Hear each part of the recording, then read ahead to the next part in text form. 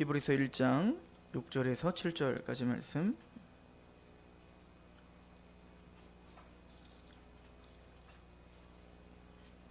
히브리서 1장 6절에서 7절.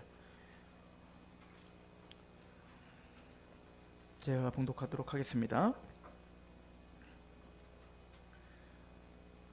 또 그가 맏아들을 이끌어 세상에 다시 들어오게 하실 때에 하나님의 모든 천사들은 그에게 경배할지어다 말씀하시며, 또 천사들에 관하여는 그는 그의 천사들을 바람으로 그의 사역자들을 불꽃으로 삼으시느니라 하였으되. 아멘. 기도하겠습니다. 하나님, 이 시간도 말씀 앞에 섭니다. 말씀을 전하는 그 입술을, 또 듣는 우리들의 마음을 겸비하게 하시며 말씀 앞에 겸손케 하시옵소서. 이 시간도 하나님만 영광을 받기를 원합니다. 하나님이 행하시는 일들을 통해 압도당하는 그 사랑으로 인하여 또한 조금 더 예배하는 우리가 되게 하옵소서. 이 귀한 시간 성령님의 조명하심이 있기를 소망하며 예수 그리스도의 이름으로 감사하며 기도합니다. 아멘.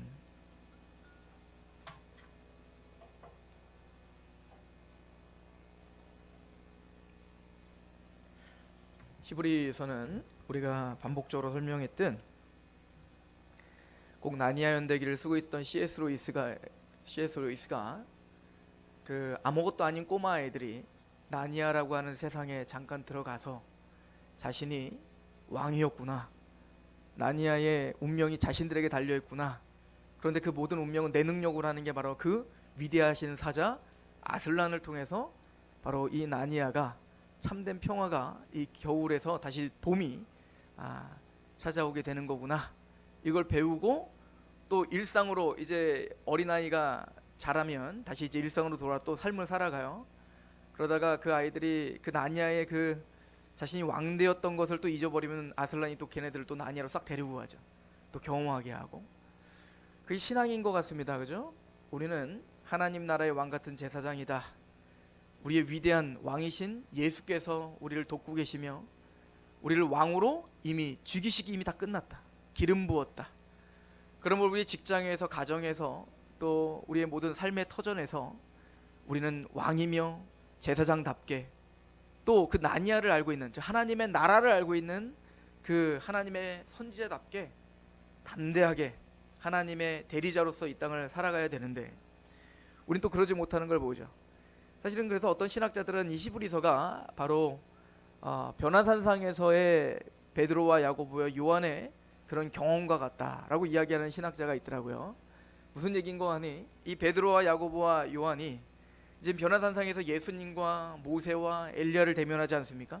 근데 그들은 영광스러운 부활의 몸을 변화되는 걸 보면서 베드로와 야고보가 너무 감격스러워서 초막 셋 씻고 여기서 그냥 살자라고 할 정도로, 그러니까 우리는 경험해보지 못했죠. 그 영광스러움이 무엇인지 우리는 경험해보지를 못한다고요. 고작 우리가 경험하는 건 예배 시간에, 또 우리가 말씀 시간에 그 감격되는 감격, 또 예수 그리스도를 믿었을 때 드려지는 그 놀라운 그 십자가의 은혜, 은총, 사실은 그 은혜, 그 감격, 그리고 베드로가 말했던 거듭나 산소망 있게 하시고 라고 이야기하는데, 베드로는 아마 자신의 그 경험 전체를 다 보면서 얼마나 영광스러웠는지, 그 화려함과 영광스러움과 그 사랑에 압도당해서 그냥 이곳에 땅바닥에서 자도 되니까 이 초막 셋을 짓고 여기서 있읍시다 했었던 그게 바로 신앙의 경험인 거죠. 그러나 예수님은 그곳에 살면 안 된다, 네가 있어야 될 거 어디라는 걸 산 밑으로 내려가자는 거 아니에요? 산 밑에는 여전히 문제가 많죠. 병든 사람들이 있고, 또 귀신 들린 자들이 있고, 가난이 있고, 고통이 있고, 그리고는 봤더니 그 영광스러움을 경험한 제자들, 그런데 밑에 갔더니 어때? 여전히 제자들은 연약하여 병 하나를 고치질 못하고, 또 귀신을 내어주지 못하는, 예수의 이름으로 귀신을 내어주지 못하고 있는 그런 연약함이 있는 그곳, 우리가 하나님의 말씀 앞에 그 천상을 경험하는 겁니다. 우리가 하나님의 복음으로 말미암아 그 하나님의 사랑을 경험하는 겁니다. 거듭나 산소망이 있게 되어서 정말 하나님의 그 영광스러운 그 의와 공평이 통치하는 그 나라가 올 것을 갈망하며, 의와 평강과 희락, 세상이 줄 수 없는 그 의로움과 세상이 줄 수 없는 그 평강과 세상이 허락할 수 없는 그 기쁨이 있는 게 바로 성도라는 거예요. 그런데 여전히 그 하나님의 그 영광스러움을 체험한 우리가 산 밑으로 내려가 가정에 가고 직장에 가고 친구들을 만나고 그 삶의 정황 속에서는 여전히 거긴 병든 자가 있고 거기는 문제가 있고 거긴 나약한 나만 있는 거예요. 거기에 우리는 갈등이 있는 거죠. 그 갈등 속에 빠졌던 게 바로 지금 이 히브리서를 보고 있는 그 독자들이었던 겁니다. 우리가 상상할 수 없는 고통이 거기에 이제 펼쳐지고 있습니다. 이제 순교자들이 속출하는 시대입니다. 네로 황제의 핍박이 이제는 피부로 와닿는 시기가 점점 다가오고 있습니다. 그 나약한, 그 연약한 성도들은 너무너무 두려웠고, 게다가 이제는 실제적으로 예수를 주라 시인했던 사람들이 이제는 예수님은 주님이 아니라고 이제는 세상으로 타협하는 사람들이 속출하기 시작하고, 그 사람들이 그 예수를 믿고 있는 사람들을 이제는 고소하여 많은 기독교 공동체가 무너지는 일들이 벌어질 거예요. 이런 삶의 고단한 현실 속에서 내가 믿고 있는 예수가 정말 맞는가? 내가 믿고 있는 하나님, 내가 믿고 있는 신앙은 도대체 뭔가? 나의 삶의 정황 속에 전혀 힘이 발휘되지 않는 것처럼 보이는 이런 삶 속에 과연 내가 예수 믿는 것이 맞는가? 라고 하는 회의들이 생겼단 말입니다. 히브리 기자는 다시 아슬란이 그 아이들을 나니아로 끌어들이듯 다시 히브리 기자는 하나님의 말씀으로, 하나님의 천상의 그 놀라우신 하나님의 신비로, 그리고 그 복음의 위대함으로 우리가 믿고 있는 예수 그리스도가 얼마나 위대한 자인지를 다시 말씀 앞으로 지금 끌어들이고 있는 겁니다. 너희가 믿고 있는 예수님이 얼마나 위대한 분인 줄 아는가? 우리가 바라고 있는 그 하나님의 나라가 얼마나 확실하게 우리에게 임할 것을 너는 정말 알지 못하는가? 믿음의 사람들을 보라. 우리의 허다한 구름 같은 허다한 증인들이 있지 않은가? 아벨은 그런 고난 중에 예배를 드렸으며, 노아는 그런 핍박과 조롱 중에 하나님의 말씀에 순종하여 방주를 지었으며, 아브라함은 갈바하지 못하지만 하나님이 바라본 그 본향을 향하여 그렇게 전진하는 삶을 살았지 않는가? 모세는 이집트의 왕자로서 그 부귀영화를 누릴 수 있었지만 그리스도와 함께 그의 백성과 함께 고난을 당하는 것을 더 큰 낙으로 알아 그 광야의 길을 걷지 않았는가? 모세는 하나님의 상 주심을 바라보며 그렇게 하나님의 소망을 바라보며 걸었지 않았는가? 우리에게 이런 허다한 증인들이 있다. 얽매이는 삶들을 다 내버려버리고 주를 바라보며 달려갔던 그 경주하는 인생이 있었다. 그런데 그들의 모든 삶은 그들의 것이 아니었고, 그들의 믿음은 그들의 것이 아니었고, 믿음의 주요 또 온전케 하시는 예수를 바라보자. 그들도 그 예수께서 믿음의 주인, 즉 아르케, 믿음의 창조요, 믿음의 시작이요, 믿음의 근원인 바로 예수님이 그들의 믿음을 시작하셨고 온전케 하시는 이 예수, 그 믿음을 온전케 하시는 분이 바로 예수다. 우리의 삶을 견고하게 붙잡고 견디게 하시고 인내케 하시는 그 은혜가 예수께 있다. 그 예수님이 누군지 아는가? 너희들이 천사를 숭배하고 있지, 모세를 숭배하고 있지, 그 천사보다 모세보다 얼마나 월등하신 분이며 영화로우신 분이며 창조주인지 정말 모르는가? 그래서 히브리서 1장을 딱 열면서 제일 먼저 하는 게 뭡니까? 그분은 천사보다 우월하시다. 이걸 계속 설명하고 있는 겁니다. 고대에는 천사 숭배 사상이 있었던 것 같아요. 특히 이제 모세는 천사를 통하여서 율법을 받았다라고 하는 그 유대적 전통에 따라 천사에 대한 대단히 큰 경외심이 있었던 것 같습니다. 그 일례로 보면 사도 요한도 환상 중에 계시록에 천사를 봤을 때 그 천사 앞에 경배하는 걸 보세요. 절을 하잖아요. 바로 납작 엎드려서. 근데 그 천사는 뭐라고 합니까? 이러지 마라. 나도 너와 똑같은 종이다. 그러니까 천사는 경배받을 대상이 아닌데 그 앞에 서면 그냥 저절로 무릎이 꿇혀지는 거예요. 너무나 영광스러워 보여서, 너무나 화려해 보여서요. 그러니까 많은 사람들은 천사 숭배 사상이 있었던 것 같습니다. 지금 히브리 기자는 그걸 부셔버리는 거예요. 근데 현대로 들어오니까 저를 비롯한 우리 모두는 또 천사를 너무 무시하죠. 천사라는 존재가 정말 있는가? 천사는 무엇 하는 존재인가? 그럼 천사가 있다는 천사의 사역과 우리의 삶, 실제적인 삶과는 도대체 무슨 관계가 있는가?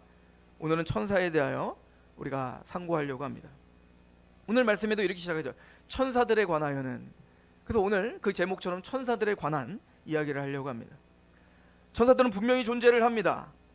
천사들은 성경에 분명히 존재한다고 이야기를 하죠. 두 번째는 천사들은 능력이 있다고 합니다. 천사들은 지혜가 있다고 하죠. 얼마나 지혜가 있는지요. 사실은 우리는 하나님을 아는 지식이 정말 없거든요. 성경을 파고 또 파고 또 파도 우리는 하나님을 아는 지식이 정말 없는 사람들입니다. 지식적으로는 아르나 그 하나님을 정말 우리 인격적으로 알지 못해요. 우리는 어느 정도냐면 그 대표적인 예가 뭡니까? 사도들이 그렇게 강조하는 게 뭐냐면 용서하는 삶이에요. 비판하지 말라라고 하는 삶이에요. 우리는 그 소리를 귀가 딱쟁이 드도록 들어요. 비판하지 말라. 이건 예수님의 가르침이잖아요. 그죠? 비판하지 말라. 남의 티를 빼지 말고 니네는 들보를 빼라. 비판은 우리의 것이 아니다 라고 하잖아요. 왜냐면 비판이라는 말이 심판이라는 단어랑 똑같은 말. 그러노 즉 심판이라는 단어예요. 심판은 고유하게 하나님께만 주어진 임무입니다. 권리입니다. 우리는 심판할 수 있는 권리가 없어요. 성도들에게 주어진 권리는 하나입니다. 용서하는 권리입니다. 사랑하는 권리입니다. 이걸 모르는 사람이 누가 있어요. 그런데 이것을 우리는 피부로 와닿질 못해요. 이게 우리 인격적으로 알지 못한다고요. 그러니까 우린 거기에 순종 못하잖아요. 비판하기가 빠르지 않습니까? 그럼 천사는 어떻게 할까요? 이 유다서에 써 있는 거예요. 천사들은요 그 비판하지 말라라는 걸 지식적으로 알 뿐만 아니라 전 인격적으로 알고 있었죠. 왜 비판하지 말라? 그 하나님이 얼마나 위대한 분이며 그분이 재판장이며 그분은 공의롭고 그분은 의롭다는 걸 지식적으로 너무 잘 알고 있었습니다. 아무리 그게 불합리해 보일지라도 하나님의 뜻이 있을 거야 라는 걸 분명히 알았죠. 천사들은. 그래서 성경에 보면 베드로가 이렇게 말을 하죠. 천사들이 이제 사탄이 모세의 시체 때문에 우리는 알지 못하지만 영적인 세계에서 갑론을박이 있었던 것 같습니다. 사탄은 그 모세의 시체를 가지고 어떻게 했는지 모르겠지만 뭐라고 했나 봐요. 사탄이. 그랬더니 천사들이 뭐라고 하냐면 그건 분명히 잘못된 거거든요. 아니 사탄이 했으니까 100% 200% 무조건 잘못했겠지 뭐. 그런데도 불구하고 그 천사는 그 사탄을 정죄하지 않았다는 거예요. 왜요? 그 정죄와 비판은 누구의 것이기 때문에? 하나님의 것이기 때문에 하나님께 그 비판과 심판을 올려드렸다는 겁니다. 그러면 천사들은 왜 바보라서 그랬을까요? 몰라서 그랬을까요? 비판을 할 줄 모르는 바보라서 그랬나요? 아니요. 그는 하나님을 정말 알았기 때문인 거예요. 하나님의 말씀에 왜 비판하지 말라 했는지를 분명히 알았기 때문에 그게 얼마나 신성모독인지를 알았기 때문에 천사들은 그렇게 했던 거죠. 그러므로 천사는 우리보다 더 뛰어난 지혜가 있고요. 또 더 뛰어난 능력이 있죠. 그 천사를 이야기할 때 호칭이 있어요. 하늘의 천사와 권세자들이라고 말합니다. 즉 우리가 상상할 수 없는 능력과 지혜가 있습니다. 물론 히브리서 1장 14절에 보면 그 천사는 상속자의 섬기는 영이라. 그 천사들은 이따 우리가 보겠지만 천사들은 우리를 섬기는 영입니다. 우리보다 지혜가 없고 우리보다 능력이 없어 천사들이 우리를 섬기는 게 아니라 우리보다 능력과 지혜가 훨씬 더 많이 있지만 그 권위 앞에 하나님의 권세 앞에 무릎 꿇어 우리를 섬겨주는 거예요. 큰 트럭이 옵니다. 무시무시한 트럭이 막 100km로 막 달려오고 있습니다. 그걸 우리가 어떻게 이기냐고요. 힘과 능력으로 하면 그 트럭이 훨씬 더 세죠. 그런데 호리호리한 이제 막 이제 경찰이 돼가지고 이제 귀엽게 생긴 경찰관이 경찰 정복 입고 쓰세요. 그럼 어떻게 해야 돼요? 바로 쓰는 겁니다. 왜죠? 능력의 문제가 아니에요. 이거는 힘의 문제가 아닌 겁니다. 권세의 문제인 겁니다. 권위의 문제인 겁니다. 경찰관은 힘이 없냐 있냐를 떠나서 국가의 공권력에 그 권위가 그에게 실려 있는 거예요. 그 정복에는 국가의 공권력이 그 권위가 그에게 힘을 준 겁니다. 그 권위 앞에 국가 앞에 멈춘 거지 그 경찰관 앞에 멈춘 게 아니란 말이에요. 마찬가지로 천사들이 우리에게 복종하는 이유는 딱 하나입니다. 영접하는 자, 그 그림을 믿는 자에게는 하나님의 자녀가 되는 권세가 주어졌다. 우리가 하나님의 자녀이기 때문에 하나님의 권세와 하나님의 권위 앞에 천사가 우리 앞에 무릎 꿇는 거지 우리가 능력과 지혜가 있어서가 아니란 말이죠. 그러면 이 천사들은 어떤 존재일까요? 우리가 천사를 생각할 때 천사는 도대체 언제 생겼을까? 이런 것도 궁금해요. 천사가 언제부터 있었죠? 아마 창세기 1장 천지 창조할 때 그때 창조가 됐을 거예요. 두 번째, 천사들은 성별이 있을까? 남자 여자 있을까? 성경이 그래 성별 남자 여자 이렇게 있다 이런 말이 없으니까 모르겠지만 근데 아마 없을 거라고 보는 게 맞죠. 왜냐면 예수님께서 부활에 대한 논쟁을 할 때 너희들이 부활을 정말 모르는구나. 그때는 너희도 천사와 같이 되어서 시집가고 장가고 이런 거 없는 거야. 성별이 없겠죠. 그러나 이제 우리 육체로 이 땅에 올 때는 꼭 남자의 모습으로 오는 건 사실입니다. 그죠? 자, 그럼 타락한 천사는 도대체 누구인가? 사탄은 도대체 언제 타락했고 또 타락한 천사는 도대체 언제부터 존재하고 있는가? 라고 하는 거. 성경은 사실 그것도 정확하게 우리에게 말하고 있지는 않아요. 하나 힌트를 준 건 성경에 자기 처소를 떠났다, 이것만 말을 하고 있습니다. 즉 하나님이 맡겨주신 그 처소를 떠난 것이 타락이고 그 타락한 천사가 바로 사탄이다. 그럼 타락한 천사나 이 천사들의 수는 얼마나 될까? 그것도 정확하게 말하고 있지는 않아요. 근데 우리가 상상할 수 없이 많다라고는 알 수 있죠.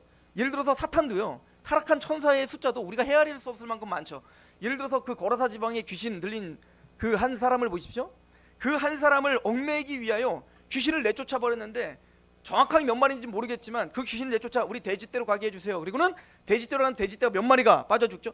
2,000마리가 빠져 죽었다고 마가복음에 기록되어 있거든요. 그걸 보면 한 영혼을 얽어매기 위하여 얼마나 큰 군대가 지금 우리를 얽어매고 있는지. 그러니까 못 알아먹는 거예요. 그러니까 말씀을 들어도 못 알아먹고 말씀 앞에 우리가 순복되어지지 않는 이유가 그 죄와 사단의 권세가 우리를 가로막고 있기 때문이다. 그러니까 우리가 상상하는 것 이상으로 천사, 타락한 천사든지 뭐 선한 천사든지 능력이 있다라는 사실을 우리 잊으시면 안 되는 거예요. 또한 거룩한 천사들도 수가 얼마나 될지 몰라요. 근데 천천히요 만만히요, 그러니까 우리가 하늘나라에서 하나님을 찬양하고 있는 천사들과 그 백성들을 볼 때 헤아릴 수 없을 만큼 그 수많은 천사들이 있었다라는 걸 보면 우리가 상상할 수 없을 만큼 아마 영적인 존재들은 많을 것이다 라고 하는 것을 우리는 볼 수가 있습니다. 그럼 천사들이 지금 현재 여기도 있을까? 성경은 있다는 거예요. 오늘 우리가 하나님께 예배드리는 이 자리에, 또 기도하는 그 자리에, 또 여러분들이 삶을 살아가는 그 모든 정황 속에 하나님의 천사들이 우리와 함께 있다는 거예요. 주일학교 설교하는 거 아니거든요. 현실적으로 있다는 겁니다. 진짜로 있다는 거예요. 우리가 하나님의 말씀을 읽고 있을 때, 내가 누군가에게 지금 고난을 당하고 있을 때, 내가 뭔가 고민하고 힘들어하고 있을 때, 그 모든 상황 속에서 천사들이 지금 우리와 함께하고 있다라고 성경은 가르쳐주고 있죠. 마태복음 18장에 보면 어린아이 하나를 나에게 오는 것을 막지 마라. 이 어린아이 같이 자기를 낮추는 그 소자가 천국은 저희들 거예요.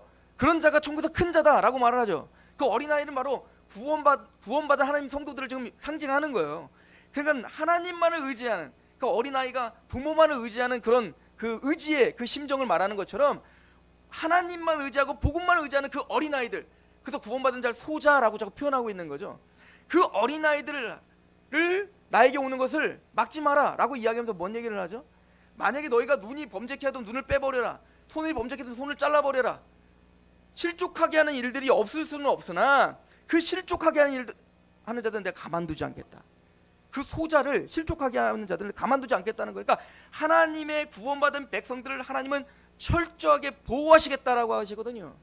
근데 그때 그 말씀과 연결돼서 뭐라고 말하면 천사들이 지금도 하나님을 배움느니라. 무슨 얘기죠?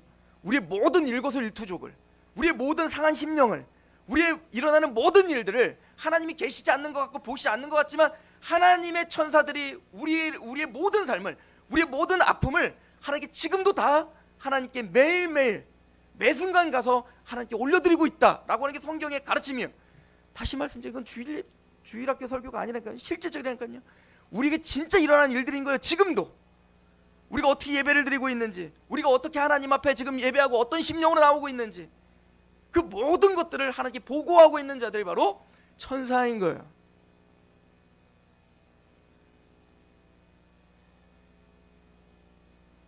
그러나 히브리 기자는 이런 천사들의 숭배 사상을 굉장히 지금 비판하고 있고 경계하고 있죠. 왜 그런 거 하니? 이 천사는 피조물일 뿐입니다. 이 천사를 창조하신 분이 누구라는 거예요? 하나님이시며 그리스도이시다라는 걸 강조하죠. 이게 사실 골로새서 1장 16절에 사도 바울이 이미 우리에게 선포를 했던 말씀입니다. 골로새서 1장 16절을 잠깐 보시죠.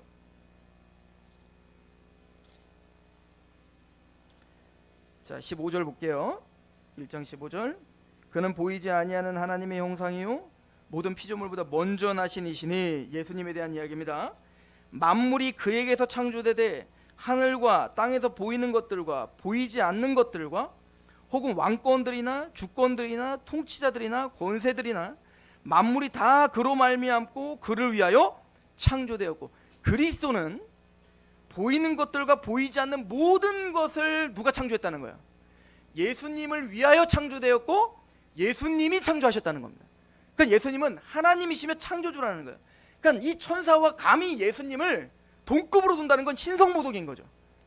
창조자와 피조물을 같은 동급으로 본다는 거예요. 지금 히브리 기자는 그걸 먼저 말하고 있는 겁니다. 그래서 천사들도 그 그리스도께 경배를 드려야 될 대상이지, 그리스도와 그 천사들을 같은 급으로 보면 안 된다, 이걸 먼저 선포하고 지금 히브리 기자는 이야기하고 있는 겁니다. 그럼 그 천사들의 임무가 무엇일까요? 제가 한 10가지로 정리를 했는데요. 첫 번째는 계시를 전달해 주는 것이 바로 천사들의 임무입니다. 사도행전 7장 53절에 보면 너희는 천사가 전한 율법을 받고도 지키지 아니하였도다. 이 율법이 누구를 통해서 전달됐대요? 천사를 통해 전달됐대요. 이게 구약만 그런 게 아니라 계시록, 요한계시록도 보면 사도 요한이 지금 하나님의 계시를 맡았죠. 그리스도의 계시라, 그리스도를 증거하고 그리스도의 계시예요. 그런데 그 그리스도의 계시가 천사를 통하여 천사가 요한에게 전달을 하고 있다고요. 그러니까 이 천사들이 하는 첫 번째 임무는 뭐냐면 하나님의 계시의 전달자인 거죠. 그죠? 하나님의 말씀을 전달하는 역할을 하는 게 바로 천사가 하는 역할인 거예요.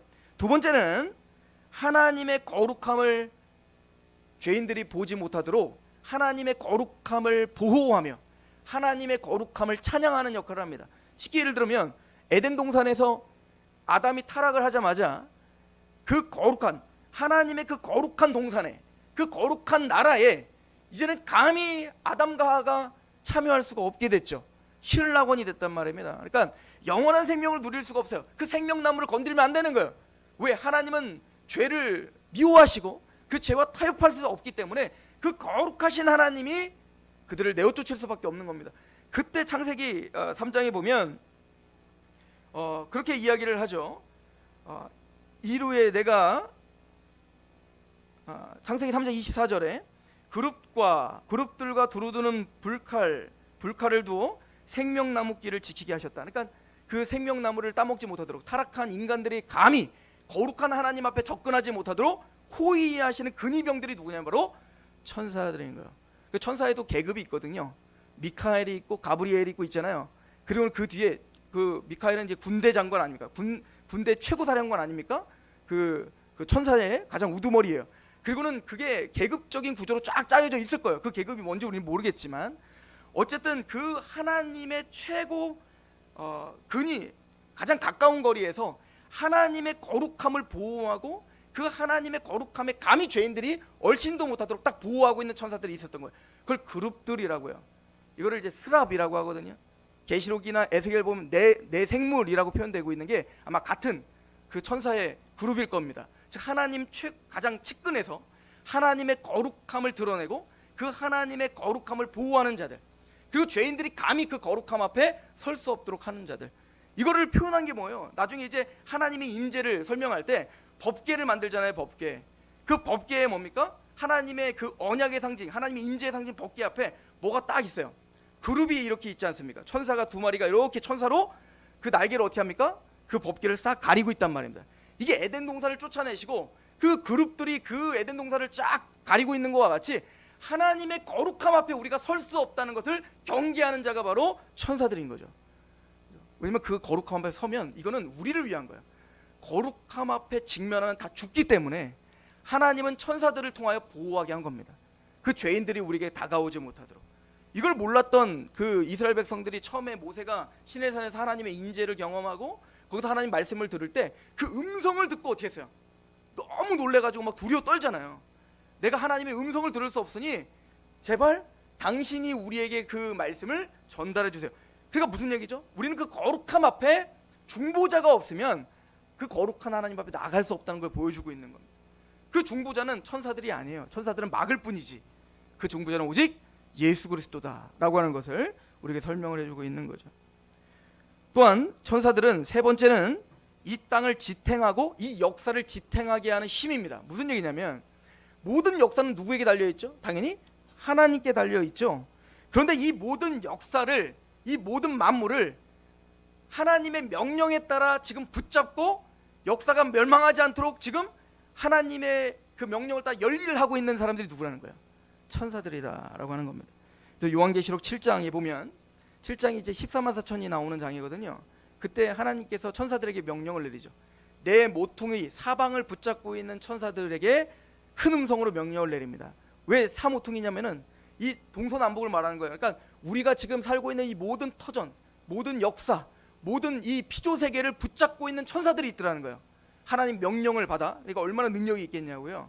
그 천사들에게 뭐라고 하나님께서 말씀을 하시죠? 계시록 7장 1절부터 보면 이후에 내가 내 천사가 땅에 내 모퉁이에 선 것을 보니 땅의 사방에 바람을 붙잡아 바람으로 하여금 땅에나 바다에나 각종 나무에 불지 못하게 하라라고 말합니다. 그러니까 그 땅을 붙잡아서 거기에 바람이 불고 어떤 영향력이 끼쳐져서 이 땅과 바다가 멸망하지 않도록 너희들이 어떻게 하거라? 끝까지 잘 붙잡고 있어라. 하나님의 명령이 떨어지면 걔네들 놀 거예요. 그거. 그럼 어떻게 될까요? 싹 다 없어질 거예요.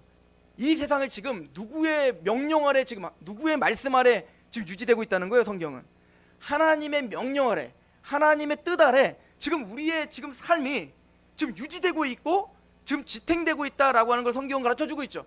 근데 그것을 붙잡고 지탱하는 힘이 누구냐면 천사들이 그걸 하고 있는 거예요. 지금.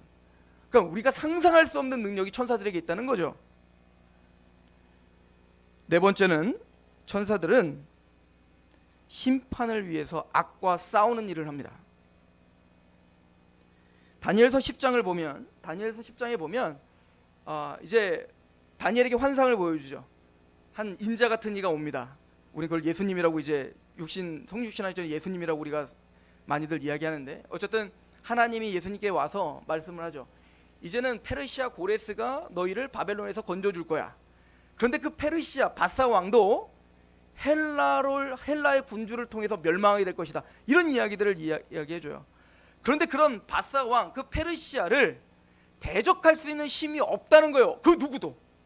이 땅의 사람들 중에는 그 바사 왕을 대적할 만한 힘이 있는 자가 아무도 없다. 이겁니다. 그러니까 다니엘이 걱정이 되죠. 그럼 누가 감히 그런 세상과 싸워 이길 수 있단 말입니까? 그때 하나님께서 다니엘에게 하신 말씀은 뭐냐면 바사 군주와 싸우겠다 라고 말하면서 다니엘서 10장 21절에 오직 내가 먼저 진리의 글에 기록된 것으로 내게 보이리라. 나를 도와서 그들을 대적할 자는 너희의 군주 미카엘이다 라고 이야기를 합니다. 그러니까 하나님은 천사를 통해서 페르시아적을 부셔버리겠다 얘기인 거예요. 그럼 진짜로 역사적으로 페르시아가 천사가 막 날라와가지고 막 천사들이 활 쏘고 막 그래가지고 페르시아가 무너진 거예요? 그러지 않죠. 역사적으로 누가 무너뜨린 거예요? 헬라 알렉산더가 와서 부셔버린 거거든요. 그리스 그 대제국이 형성되면서. 근데 이거를 예언하시면서 하나님 뭐라고 하시냐면 천사 미카엘이 와서 어떻게 하겠다? 그 페르시아를 부셔버릴 거야 라고 예언했단 말이에요. 그러니까 우리는 그냥 흘러가는 역사라고 생각하지만 그래서 사도 바울은 이걸 알았던 거예요. 우리의 싸움은 혈과 육에 속한 것이 아니다는 겁니다. 보이지 않는 하나님의 영적 세계에서는 이미 어마어마한 영적 전투가 일어나고 있다라고 성경은 가르쳐주고 있는 거예요. 페르시아가 무너지는 그냥 역사의 하나의 페르시아가 알렉산더에서 무너졌대 그렇게 보고 있는 걸 이미 하나님이 예언하면서 뭐라고 하냐면 그건 하나님이 무너뜨린 거다라고 말하는 겁니다. 하나님이 무너뜨렸어요. 근데 누구의 칼을 가지고? 미카엘의 칼을 가지고 그 하나님이 페르시아를 무너뜨린 거다라고 이야기하고 있는 거예요. 그러니까 지금 모든 역사가 진행되고 있는데 모든 역사는 반드시 합력할 선을 이루고야 말 겁니다. 하나님의 왕국이 이루어지게 갈 거라니까요. 아무리 지금 세상 역사가 하나님의 뜻에 위배된 곳으로 가고 있는 것처럼 보여도 내 인생이 하나님의 말씀과는 전혀 다른 방향으로 가고 있는 것처럼 보여도 예를 들어서 요셉이 하나님이 보여준 그 꿈대로 삶을 사는 게 아니라 형들이 나에게 절하는 그 꿈대로 사는 게 아니라 형들이 자기를 팔아먹어요. 자기는 아무 힘없이 형들의 왕이 되기는커녕 그들의 노예가 되어서 팔아먹이는 그런 고난의 길을 갈지언정 하나님은 우리가 상상할 수 없는 지혜와 능력으로 요셉을 보호하고 있었고 마침내 요셉의 그 꿈을 이루고야 말죠. 마찬가지로 이 모든 역사는 어떤 정권이 들어오건 어떤 문화가 우리를 지금 휘어잡고 있건 말이에요. 우린 패배주의는 기독교에서는 용납할 수 없는 겁니다. 이러다 한국교회 끝장난다 걱정은 할 수 있으나 그래서 끝장나는 게 아니에요. 하나님이 승리하게 하실 거란 말입니다. 하나님의 나라는 하나님이 승리하게 하시는 거예요. 그렇죠? 근데 그 싸움은 이미 치열한 전투 속에 하나님이 미카엘을 통해, 천사들을 통해서 이미 승리하고 계시는 거예요. 이거를 모르는 성도들은 이제 두렵죠. 그래서 어떻게 말을 합니까? 이제 이사야가 이제 자기 한 사람을 잡기 위해서 이제 아람 군대들이 그 성을 에워싸잖아요. 자기 한 명 잡으려고 몇 천이나 되는 그런 아람 군대들이 자기를 에워싼 거예요. 성을 다 에워싼 거예요. 이사야 옆에 있는 그 젊은 따라다니는 시종이 너무 겁이 나갖고 뭐라고 합니까? 이사야요, 지금 이 아람 군대들이 이렇게 우리 한 명 잡으려고 이렇게 혈안입니다. 얼마나 겁나겠냐고요. 죽음 앞에 있다고요. 그런데 그때 이사야가 기도를 하죠. 하나님이시여, 이 청년의 눈을 여시옵소서. 눈을 열었더니 그 아람 군대 너머, 그 산 너머에 불병거, 하나님의 불병거가 가득하게 그 아람 군대를 또 에워싸고 있더라는 거예요. 그건 누구밖에 못 보는 거예요. 이사야밖에 못 봤던 거예요. 믿음의 사람이란 그런 겁니다. 지금 어떤 상황 가운데 있을지라도 천사가 실제로 존재한다는 걸 우리는 성경을 통해서 믿는 거예요. 또한 지금 상황 속에서는 하나님이 계시지 않는 것 같고 들리지 않는 것 같은 이런 삶 속에서도 아니야, 하나님은 불병거로 하나님의 천군 천사들로 우리를 지금 에워싸고 있고 하나님의 나라를 위해 하나님은 지금도 우리를 보호하고 있다는 걸 아는 겁니다. 이게 믿음인 거예요. 성경은 그렇게 우리에게 가르쳐주고 있는 거죠. 천사들은 그 악한 자와 앞서 싸우는 칼자를 쥔 자예요. 그래서 여러분들 십자가 사건, 요한계시록 12장도 보시면요, 요한계시록 12장은 세 단락으로 나눠져요. 첫 번째는 한 여자가 있는데 해와 달과 12별을 옷 입은, 그것은 결론적으로 구약의 이스라엘을 가리켜 말하거든요. 그 구약의 이스라엘 중에 하나님이 약속한 그 메시아가 태어날 거다, 여자의 후손이 와서 뱀의 머리를 밟을 거다 라고 한 창세기 3장 15절의 약속대로 이제는 진짜로 그 메시아가 아브라함의 자손이요, 이삭의 자손이요, 야곱의 자손이요, 유다 지파의 자손이요, 다윗의 자손이, 그 예수, 창세부터 말라기까지 예언했던 그 예수가 바로, 그 메시아가 바로 예수님이다. 이걸 선포하는 게 구약 전체의 메시지란 말이에요. 그걸 한마디로 요약한 게 계시록 12장의 첫 번째 단락의 이야기인 거예요. 그래서 그분이 십자가에 죽으시고 부활하고 승천하고 하나님의 보호자 우편에서 우리를 지금 위해서 돕고 계시는데, 예수님의 십자가 사건이 우리가 보기에는 맞아, 예수님 십자가에 죽으셨지로, 예수님이 십자가에 처절히 죽으셨어 라고 하는 역사적인 정황만 보일 뿐이지, 계시록은 우리의 눈을 열어서 그 십자가 사건이 어떤 영적인 일이 있었는지를 보여주는 게 계시록 두 번째 단락이란 말입니다. 그때 어떻게 보여주죠? 하늘에서는 엄청난 전쟁이 있었다라고 말하죠. 그때 미카엘이 그의 사자들과 함께 누구를 대적했다. 용과 그의 사자와 함께 전쟁이 일어났다는 거예요. 누가 이기더라? 미카엘이 승리하더라 이거야. 그 미카엘은 누구의 명령을 따라 지금 움직이고 있는 거예요? 십자가를 짊어지신 만왕의 왕이신 예수의 명령에 따라 그 전쟁을 수행하는 자가 누군 거예요? 바로 미카엘, 천사들이다 라고 이야기를 하고 있는 거죠. 마지막 때도 마찬가지예요. 마태복음 24장에 보면 예수님께서 마지막 때를 뭐라고 합니까? 구름을 타고 내가 인자가 올 것이다, 찌른 자도 볼 것이다 라고 말하지 않습니까? 근데 그때는 뭐요? 천사들과 함께 임하시리라. 천사들 왜 임하는 겁니다? 뭐 두 가지죠. 첫 번째는 왕의 귀환이기 때문에 그 신하들이 쫙 사유를 하는 그런 멋지고 영광스러운 장면일 수도 있지만, 그건 우리 차원에서 그런 거고, 악인의 차원에서는 어떨까요? 지금 눈에 보이지 않는 그 천사들이 그때는 진짜 보이게 될 거란 말이에요. 우리가 상상할 수 없는 그 천사의 군대들이 예수님의 재림 때 이제는 이 모든 땅을 초토화시키기 위하여 같이 오시겠다는 얘기인 거예요. 그 천군 천사들. 그래서 예수님이 그러잖아요. 십자가를 짊어지실 때 이제 베드로가 예수님 구하려고 딱 칼을 뽑아가지고 말고의 귀를 딱 자르죠. 그러니까 예수님이 말고 귀를 탁탁 털하고 다시 붙여주시면서 칼자루 집어넣어, 칼로 다 망한다 이렇게 된 거예요. 그랬더니 베드로도 배신감이, 내가 목숨 걸고 지금 예수님 위해서 칼자루를 뺐더니만 예수님이 그 말고기를 다시 붙여주는 거 아닙니까? 그런 상황 속에서 예수님이 했던 얘기가 있어요. 너희들이 진짜 모르는가?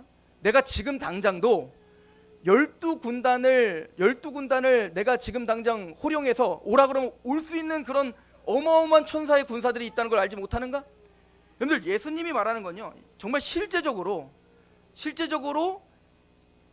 지금 당장 예수님이 말씀하시면 12군단이 와서 영적인 싸움이 아니라 실제적으로 이 모든 나라를 초토화시킬 수 있는 힘이라는 걸 예수님이 말씀하신 거예요. 그러나 그건 하나님의 뜻이 아니라 내가 십자가에 죽는 게 하나님의 뜻이기 때문에 나는 죽는 거야. 너희들이 내 목숨을 빼앗아가는 게 아니라 내가 자발적으로 너희들을 위하여 십자가에 죽는 거야를 말하는 거죠.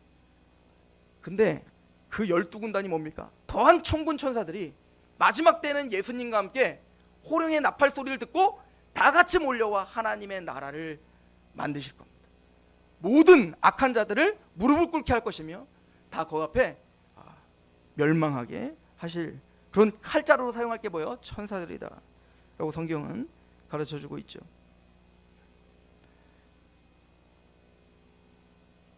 다섯 번째는 천사들은 철저하게 하나님께만 예배하는 자들입니다.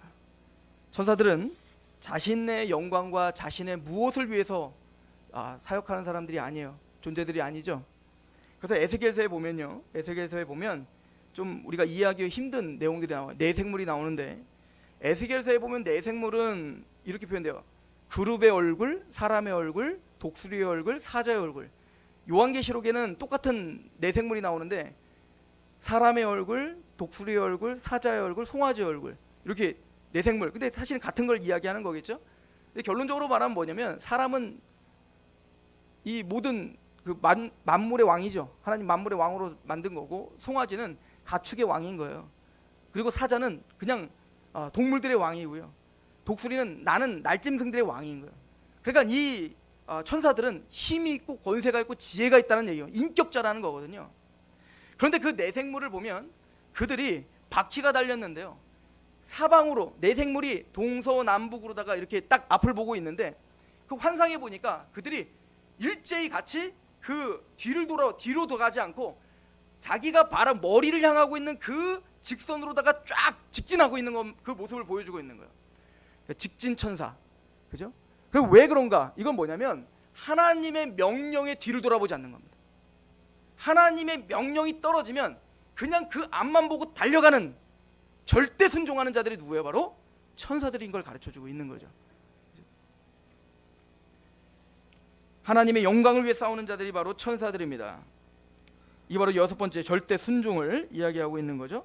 일곱 번째는 그런 천사들이 그럼 실제적으로 하나님의 명령 중에 가장 중요한 명령이 뭘까요? 상속받는 자들을 섬기는 겁니다. 즉 구원받을 사람들, 택함받은 자들을 구원을 시키는 도구로 사용하는 겁니다. 그래서 우리의 구원에도 천사들이 개입을 하죠. 하나님의 명령을 수행한다는 얘기인 거예요. 성부와 성자와 성령 하나님만 구원자신데 그 성부와 성자와 성령 하나님이 성부 하나님 우리를 계획하시고 예정하시고 성자 예수님 어떻게 하시고 그 계획하신 걸 이루시기 위하여 십자가에 죽으시고 부활하셔서 완성하시고 그 완성된 하나님의 복음의 말씀을 우리에게 적용시켜주는 건 누구고? 성령님이고. 근데 그 적용할 수 있도록 구원을 받을 수 있도록 우리의 모든 삶과 우리의 모든 상황들을 하나님의 명령에 따라 지배하고 또 우리를 돕는 자가 있는데 그게 바로 천사인 거예요. 그러니까 여러분들이 구원받을 때 천사의 도움이 있었다는 거예요. 철저히 하나님의 명령에 따라.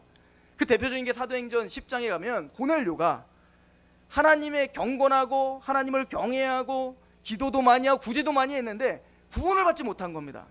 그래서 그 고넬료의 마음을 준비시키는 게 누구죠? 천사가 와서 어떻게 하는 거예요? 너는 요바에 가서 누구를 청하라. 베드로를 청하여 구원 얻을 말씀을 들으라 한 거죠. 그런 것처럼 우리가 구원을 받을 수 있도록 하나님의 명령을 따라 우리의 마음을 준비시키고 또 우리를 돕는 자가 바로 천사다라고 성경은 가르쳐주고 있어요. 그리고 여덟 번째는 그런 구원받은 하나님 백성들을 보호하는 역할이 바로 천사가 하는 역할이다. 그게 아까 마태복음 18장에 하는 얘기죠. 그래서 이 소자 하나에게 한 것이 바로 나에게 한 것이다 라고 예수님 말씀하시잖아요.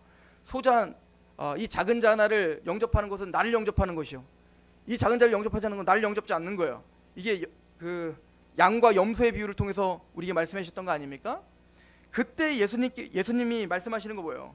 천사들이 오늘도 여러분들과 동행하면서 여러분들의 모든 삶을 하나님께 어떻게 하는 거예요? 보고하고 있고요. 또 우리를 보호하고 있고 우리를 붙잡고 있다. 누구의 명령을 따라?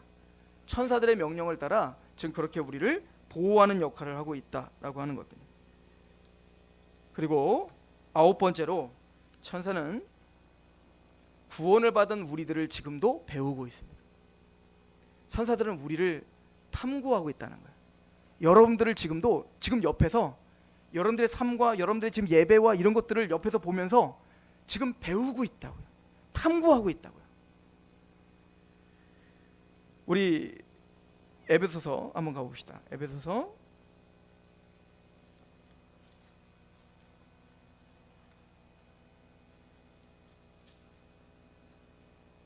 3장입니다.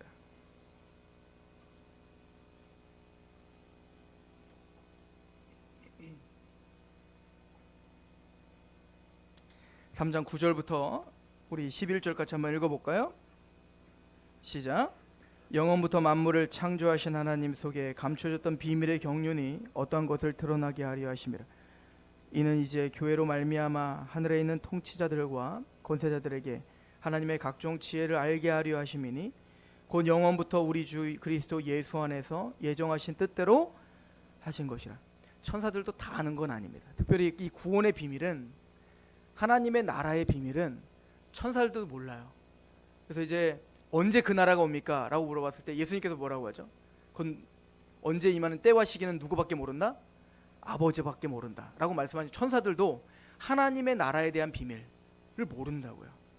천사들도요, 하나님의 명령을 따라 지금 하나님 말씀하시면 직진하며 하나님 말씀을 철저히 준행하고 지금 있지만, 명령을 지금 수행하고 있지만 수행하면서도 지금 놀라면서 수행하고 있는 거예요. 특히 누구를 보면서, 저와 여러분들을 보면서 너무 놀라 탐구하고 있다. 그래서 오늘 사도 바울은 뭐라고 하죠? 영원부터 만물을 창조하신 하나님 속에 감춰졌던 비밀의 경륜이 어떠한 것을 드러내게 하려 하심이라. 이는 이제 교회로 말미암아 하늘에 있는 통치자들과 권세자들에게 하나님의 각종 지혜를 알게 하려 하심이라. 베드로 사도는 베드로전서 1장에 뭐라고 하죠? 우리의 구원을 천사들이 지금도 살펴보기를 원하노라. 여러분들이 지금 복음을 듣고 그 복음의 십자가에 감격하여 하나님을 예배드리는 지금 이 시간에 천사들은, 우리가 상상할 수 없는 그 능력과 지혜가 있는 천사들도 감히 알 수 없는 게 있는데 그게 바로 하나님의 지혜예요. 하나님의 나라의 비밀이에요. 하나님의 복음은 그만큼 비밀인 겁니다. 근데 그 비밀을 누구에게 알려준 거예요? 우리에게 알려준 겁니다. 절대 그 생명을 살리는 복음에 대해서는 천사들도 모른다고요. 여러분들, 천사가 복음 전할 수 있나요? 그 능력 많고 지혜가 많은 그 천사들이 복음 전하면 우리보다 훨씬 더 잘 전하겠지. 제가 여러분들에게 백날 설교하는 것보다 천사가 낙이 달고 와갖고 여러분들한테 예수님이 썩으로 싹 올라가면 어떻게 해요? 다 믿겠지. 그런데 왜 하나님은 그렇게 하시지 않냐고요. 고린도서 1장에 말하죠. 하나님은 세상의 지혜를 멸하시며 패하시며 능한 자가 어디 있냐는 겁니다. 그죠? 전도에 미련한 것을 선포하여 하나님이 지혜시고 하나님이 우리의 능력이라는 걸 알게 하기 위해서 하나님은 구원받은 하나님의 백성들을 통해서만 전도하게 만들었다고요. 고넬료에게 천사까지 보내줬으면 그 천사가 고넬료한테 복음 전하면 더 쉽잖아요. 근데 하나님은 천사에게 명령하기를 요바에는 누구를 청하라? 구원받은 베드로, 복음 있는 베드로를 청해서 그 복음을 전할 수 있는 유일한 권세는 베드로밖에 없는 거예요. 우리에게밖에 없다. 생명 살리는 일은 천사와 함께 하지 않는 거예요. 오직 누구와 함께 하겠다는 거예요. 능력도 없고 지혜도 없는 우리와 함께 하겠다는 거예요. 우리와 함께. 그죠? 아무리 너의 자식이 똑똑하고 능력이 많아도 진짜 하고 싶은 거, 진짜 좋은 데 가고 좋은 걸 먹고 또 내 인생의 가장 소중한 일은 누구를 데려오고 싶은 거야? 내 자녀랑 하고 싶은 거예요. 아무리 누가 더 내 자녀보다 더 똑똑해서 이 일을 더 잘할지라도, 잘하는 사람 많겠죠. 근데 그건 저한테 아무 의미 없어요. 내 사랑하는 내 자녀와 그 일을 하고 싶은 게 부모의 마음 아닌가요? 마찬가지로 이 나라, 하나님의 나라를 세우고 또 하나님의 생명에 택함 받은 자를 구원해내는 일은 천사는 흉내도 못 내는 겁니다. 오직 구원받은 하나님의 백성들만 할 수 있는 거예요. 그리고 이 과정을 통해서 천사들도 지금도 여러분들을 보면서 탐복하며 하나님께 경배하게 하고 있다고요. 제가 혼자 상상을 해요. 여러분들 천사 입장에 한번 돼보자고요. 천사 입장이 됐는데 하나님이 천지를 창조하고 자기도 다 창조한 거야. 그러니까 그들은 하나님을 아니까 그냥 하나님이 얼마나 놀랍고 영광스러운지. 근데 좀 있으니까 자기 동료들이 타락했네? 하나님 용서하심이 있습니까? 용서가 없다고요. 여러분들, 사탄들을 하나님 구원시킨다는 말이 있어요? 전혀 없죠. 구원은 인간에밖에 없는 거예요. 타락한 천사들은요 그냥 그걸로 끝입니다. 다시는 용서가 없어요. 그만큼 하나님은 두려우신 분인 겁니다. 그만큼 하나님은 어때요? 공의로우신 분인 거예요. 그런데 그런 하나님이 특이한 존재 하나를 만드는 거예요. 하나님과 똑 빼닮은 어떤 존재를 만들었어요. 인간을 만들었습니다. 근데 그 무지함이 얼마나 무지하냐면 하나님을 반역하고 떠나버린 겁니다. 천사들의 입장에서 얼마나 놀라운 일이에요.